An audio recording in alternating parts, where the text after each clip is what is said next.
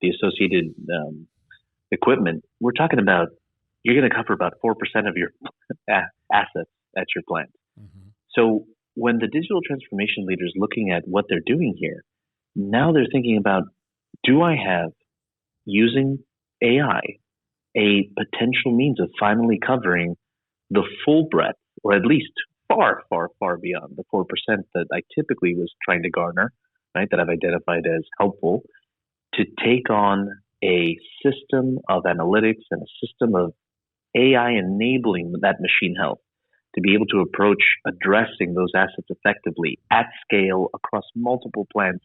And again, all theoretically digested under one sort of system and dashboarding so that you can easily, as an executive or as the plant level, see how much you're accomplishing. So let me repeat what I just heard because it came as a bit of a surprise. So we said earlier that the critical assets might comprise, on average, 1%. And then, correct. So, okay, there's 99% out there that aren't getting the love they need. And the incumbent approach is addressing what? An incremental 3%? So you're still left with 96% of your assets that aren't really being adequately addressed? Is that what I heard you say? Yeah, and those are tied to, let's say, some sort of service commitment, right, where you've got a program around things. Obviously, that can stretch depending on your budget to as high as, call it 15 or 20. But on average, given that you're isolating where you're looking to go attack this problem, it's never the scale that you're going to need if you want to cover 99%. Mm-hmm.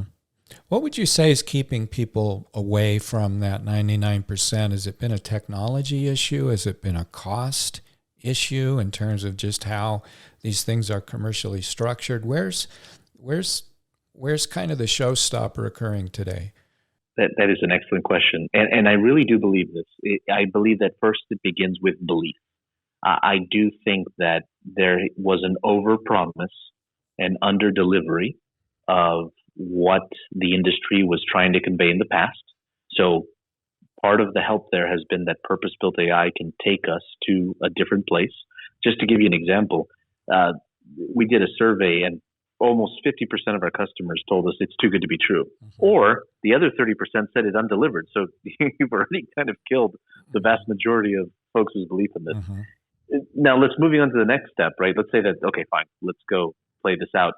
Then I do believe it's what you're referring to, Steve. I think that there was truly a technology gap on the necessary bandwidth, right? Maybe the price point and acceptance of a subscription model on what this could mean. And obviously moving theoretically from an on-prem to an on-cloud-based way and approach of analyzing your assets, right? That these three things just took a little more time just because our industry is moving in that direction. Well, Carlos, let's go after that kind of, I tend to think of it like an autoimmune response when you're talking to customers and the AI word comes out and you can almost see their eyes roll like, oh yeah, I've heard that story. We're out of time for this episode, but let's go there. Let's just take it, head on in the next episode, and you can talk about why is AI necessary? What is it about this AI that makes it different from other AI?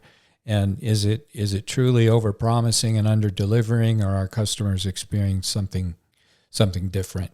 And I think we can easily chew up an episode or two just on that topic alone.